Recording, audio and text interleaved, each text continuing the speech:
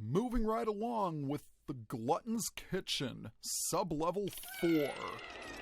This particular sub-level features the return of a deadly foe from Pikmin 1. But would you believe that it's even more dangerous in this game? I know, it's shocking after all the enemies that I've talked about who have less HP in Pikmin 2 and aren't as powerful. No, this is the exception. And it is around here somewhere. Oh, there it is! Say hello to the Spotty Bulbear. The Spotty Bulbear is no pushover.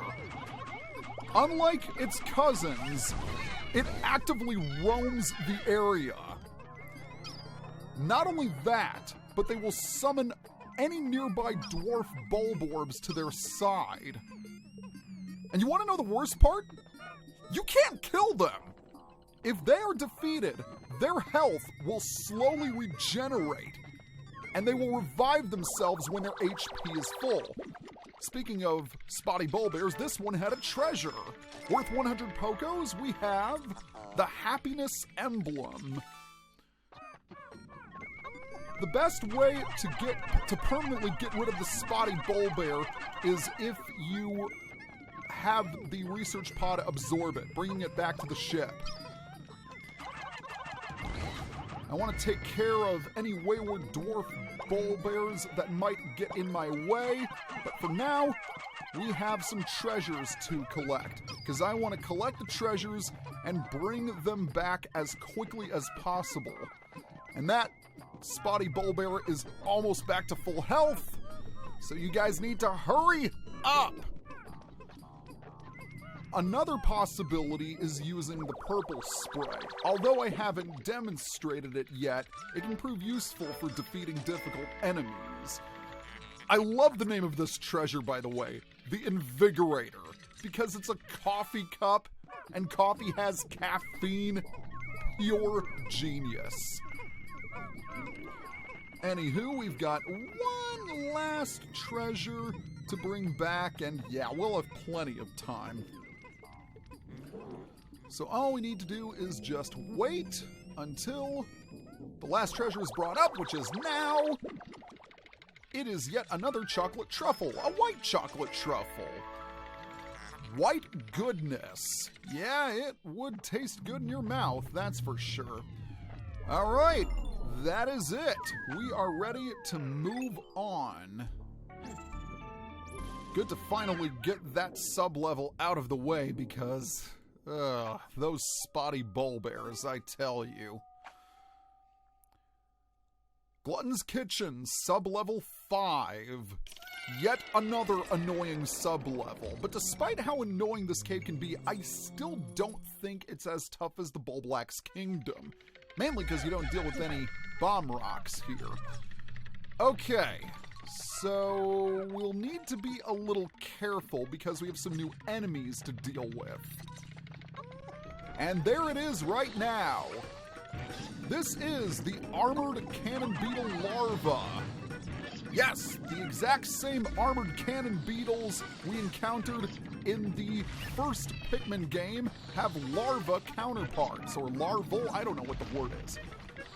Just like in the first game, they will spit boulders at you. Now the best strategy, at least the best one I've come up with, is when they spit boulders at you, they will always shake off your Pikmin, and that gives you an opportunity to do a little extra damage. However, it should be noted that after they shake off your Pikmin, they will always spit another boulder. So when they shake off, move to the side as quickly as you can. Thankfully, the Armored Cannon Beetle larvae don't have much HP. Oh, nectar! Just what the doctor ordered. Or just what the captain ordered, because Olimar is a captain. I don't know if he has a PhD. Oh, even more nectar. That's always good. If my memory is correct, there should be 2 treasures in sub-level 5. You'll also want to take care of any dwarf Bulbears that might get in your way. Violet Candy Pot Bud here, that's always good. And thankfully, those two corners were generous enough to provide us with eggs filled with nectar. So we are more than capable of flowering these guys up, and I think that's the only candy pop bud to be found on the entire sublevel. In any case, let us move on by flowering everyone up. There we go. Very nice. You'll want to be careful because the armored cannon beetles can be hidden in some pretty auspicious places. So you just need to be sure to watch your backs. It should be noted, however, that you can indeed use their boulders to kill other enemies. Their boulders will KO those dwarf Bulbears in a single shot! Oh, he survived! Excellent. Now, is there one here? No, there isn't. We just have to be careful, and from the looks of things, we're gonna have to take out every last enemy here in order to safely salvage the treasures. There is one treasure back there, but I think another armored cannon beetle is lying in wait. So what I'm gonna do is I'm going to head over here and dismiss the squadron. A large Pikmin squadron is going to lead to disaster against the armored cannon beetles, so I'm only going to take the purples with me since they inflict the most damage. As for the yellows, they can be with Olimar, safe and sound. Alright, what am I going to do? I think I'm going to head over here. Yep, there is an armored cannon beetle. Unfortunately, you can't stun these guys easily. So, shake off, whistle, boulder, repeat. Shake off, whistle, boulder, repeat. That is how you take them out. Yep, and there's another one. Although, if you back off enough, they will retreat back into the ground. Alright, we've got one last beetle to deal with. You don't want to throw too many Pikmin on them, otherwise there's a chance they'll get squished. Come on, come on, come on! There we go! Excellent! And I escaped without a scratch. Very nice indeed. Alright. Ooh! That's very nice! I honestly wanted nectar, but I'll take a spare spicy spray. I only wish I had it. Oh, darn it! Wow, I screwed that up. I guess we're not going to get two for the price of one, Grandma. Alright, first things first. Let's go ahead and bring this back. Whoa! How am I getting lucky with these sprays? This is the first time we've seen a dose of bitter spray by itself. The purple drop you see contains refined ultra bitter essence. One drop contains one dose. Use it on hostile creatures. Approach the creatures and press up on the D-pad to spray. Now this is one time where I absolutely want to use the multiple sprays trick. But before I do that, I'm going to have everyone grab the rabbit ears. Wow, did you see that? The force of the egg caused the television antenna to move sideways. That is one strong egg. Oh, that is hilarious. All right, back to the ultra bitter spray. Let's move Louie close. Push Louie in there. There we have it. And now we have 3 ultra bitter sprays. Excellent. This looks like a party hat, but it isn't. It's called the Boom Cone, and I believe it's one of those celebratory firecrackers that you pop on New Year's. I'm not 100% sure, but that's why it's got the name Boom Cone. Anywho, let's go ahead and search for the hole. It is right here. We'll shove ourselves down it as soon as the second treasure... Wow, that came out wrong. I really need to think things through before I say them out loud. Let's just wait for the second treasure to be collected already. And how far away are they? Oh, they just finished it. How a gigantic television antenna like that fits in a teeny tiny research pod is certainly beyond me. The sulking antenna. All right, we are done in sub-level 5. We've been doing very well so far. We had a few close calls, but overall, I think this cave has gone very well. Here we are, the final stretch, Gluttons Kitchen, sub-level 6. And it's quite a bit brighter down here than it was in the previous sub-levels, and there's a reason for that. Final floor, here we go. Starting things off, we need to deal with the many electric wires and electrical hazards to be found in this sub-level. There is the boss, right over there. Say hello to the Giant Breadbug. Oh, geez. Olimar got zapped right there. But after we deal with the Breadbug, that's not going to be an issue for us anymore. We need to do our best to get rid of all of the electrical hazards here, because the fewer risks the Purple Pikmin have while fighting, the better off we'll be. Now, in retrospect, I'm probably doing this wrong. It's definitely better to deal with the treasures and get them back before the Breadbugs steal them.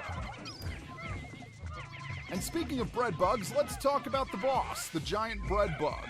Despite its size, the Giant Breadbug is no different from an ordinary Breadbug, with the obvious exception being its size. It will drag enemies and treasures back to its den just like any other Breadbug. And somehow, this treasure right over here has not been collected yet. Might as well deal with the Anode Beetles first because, well, I don't like getting electrocuted. I've gotten electrocuted twice already now. Let's go ahead and break both of these eggs. Oh, excellent. You know, I don't have time to do the multiple spray trick, so I'm just going to grab the spray as is. Okay, what have we here? More eggs and more nectar. All right, now that the coast is clear, I think we're ready to start fighting these Breadbugs. The Giant Breadbug himself contains a treasure, but I want to deal with the smaller Breadbugs because they have treasure in their dens. All right, let's go ahead and hit you a few more times because you're annoying. Oh, wow, I actually got both of them at once that time. That was pretty cool. Just got to make sure that no Pikmin are accidentally dragged back into the den because that would be disastrous. All right, still working on it. Come on, buddy. Why don't you just die already? Yeah, for being such little guys, they're surprisingly resilient. Okay, one down and one to go. And this guy is running into the plate like an idiot. And that's going to make my job a whole lot easier. If you don't mind dragging enemies back to your, back to the research pod, then go ahead and do that. Okay. So, we've taken care of pretty much everything. But, yeah, the Breadbug is just gonna make things a little bit trickier. Giant Breadbug, I mean. One thing I should inform you about the Giant Breadbug is that if it is damaged and it goes back to its den, then its HP will be fully restored. And you don't want that to happen. He's not going after this slab of meat for some reason. So what I need to do is I need to get him to take these treasures. I need to get him to carry back these treasures. That way we can heavily damage him. All right, go ahead and turn away from it? Okay, if you insist. You really have a fascination with those Anode Beetles, don't you? All right, well, I guess we can just wait until he drags them back to his den. It should be worth noting that when he's defeated, the carcasses won't reappear. So I'm going to bring the sugary donut even closer to the research pod. All right, yes, you are dragging it back. Okay, buddy, time to play tug-of-war. So we're just going to drag you until you hurt yourself. Very nice. First treasure in the final sublevel, the Sweet Dreamer. So he's got half of his HP removed already. And can we hit you from there? No, we can't. And you're too quick for the yellows. Well, you are being a stubborn little bugger, I have to say. Oh, that looks like it hurt. No, you could have gone for the meat, but nope, you had to go for your own kind. And right now, I need to throw Pikmin onto you as quickly as possible. All right, you can go for the meat. That's fine, because you're going to get killed either way. All right, here we go. And did he die? Yes, he did. But first, a treasure. The Meat of Champions. And he's going to drop a very nice treasure for us, I have to say. And we can't even see it. The research pod is in the way. Oh, that's hilarious. Processing. How bizarre. An item appears to have fallen out of that freakish creature. It must have been a greedy beast to swallow something like this. Now, what could it be? Oh my gosh, the suspense is killing me. It's an eraser. That's what it is. It's nothing more than an eraser. Well, let's go ahead and bring it back to base. Unfortunately, we didn't get any Pikmin World Peace this time around, but I'm sure we'll survive. Anywho, we've got yet another treasure for the Explorer's Kit, the Dream Material. This intriguing material does not conduct electricity. It is far more advanced than the material I was researching. How frustrating. A spacesuit made from this wonder alloy would insulate the wearer from electric shocks. Excellent! This new material has allowed me to complete my anti-electrifier. It is my own invention with only the smallest iota of outside inspiration. I have reconfigured your suits with this new material. They will now protect you from electricity. So not only are we immune to fire, but electricity as well. That is pretty nice. But that's not the only treasure we have. With the Breadbug defeated, his den disappears, and we can bring back an egg. No, this egg doesn't contain nectar. It is, in fact, a treasure.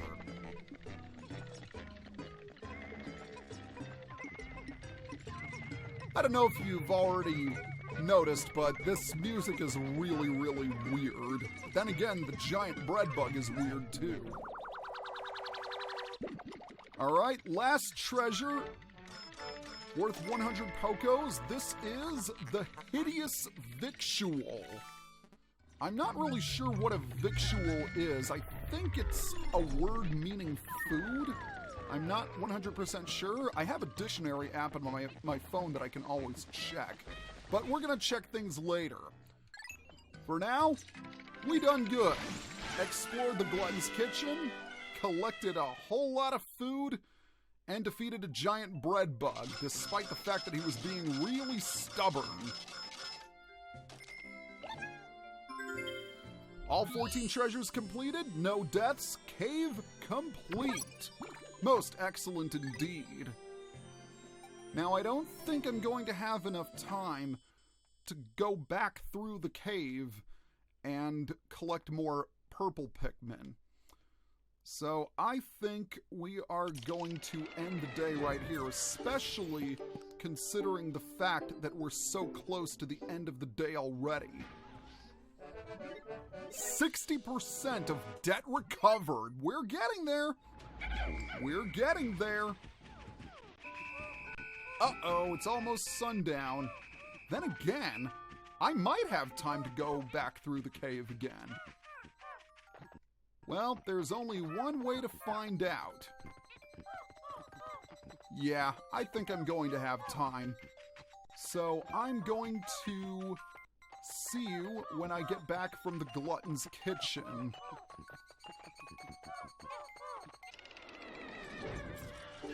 Mission complete. We went through again and added 5 more Purple Pikmin. Very nice indeed. Well, there's nothing left for us to do, so we're gonna go ahead and head to Sunset. But first, let's take a look at that glorious anti-electrifier, shall we? Ooh, it feels so good. Alright, let's go to Sunset. We're getting really close to the 10,000 Poco target, because we're knocking out these caves left and right. And as evidenced by our progress, the fanfare just sounds so much more triumphant, doesn't it? And the yellow wollywogs, shearwigs, and fiery blowhogs had none. Too bad, guys. Alright, enough taunting. Let's take a look at today's report. Alright, for today, we collected 1,430 Pocos worth of treasure, bringing our total up to 6,796. So we're making some excellent progress. Our yellow population received a tremendous boost, and our purple population went up from 50 to 60. As I've said before, we need exactly 100 Purple Pikmin in order to get the treasure that I've been talking about. And let's say hi to the president. Hello, I am still on the lam from debt collectors. For the time being, I've decided to live under the bridge, but if they catch me, I don't know what they'll do to me. Oh, don't worry, I'm sure you'll survive. In any case, let's take a look at the Picklopedia and see if there are any interesting animals or fauna to look at. Well, yes, there is. The Giant Breadbug. Let's take a look. Giant Breadbug, Pansaurus gigantus, Breadbug family. This gargantuan species of the greater Breadbug family has a torso so perfectly square that it almost seems like it was formed in a mold.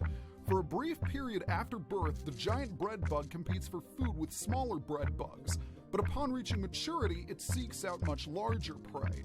This is the primary reason that two species with similar feeding habits can coexist in the same habitat. Hordes of Pikmin appear to pose the only plausible threat to this massive creature's life. And we've got a couple of other enemies, the dwarf and spotty Bulbears, the puffy blowhogs, but I want to take a look at the golden candy pop buds cooking entry. This tart flower's acidic juices can burn a hole through a frying pan. Eating it would be unwise. No kidding! Alright, let's take a look to see if we collected any series of treasures. No, we didn't. But I want to take a look at the imperative cookie. I'm a man with an indomitable will, but I can't stop sampling this luscious food. Such an attractive shape, appetizing color, scrumptious smell. I'm getting hungry already. Okay, Olimar, take it easy a little, buddy. Alright, what else do we have? Well, let's go ahead and take a look at the dream material. This is yet another object I've recently discovered that is beyond my wildest dreams. It doesn't conduct electricity, and it can erase marks left by pencils with remarkable ease. Sadly, the more you use it, the more it rubs away to oblivion. In a way it reminds me of my job. That's actually really funny. Alright, let's look at white goodness.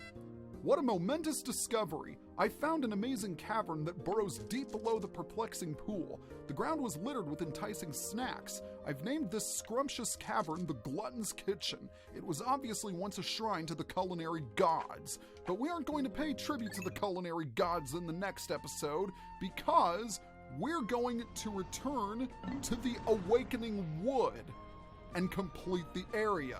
See you guys next time.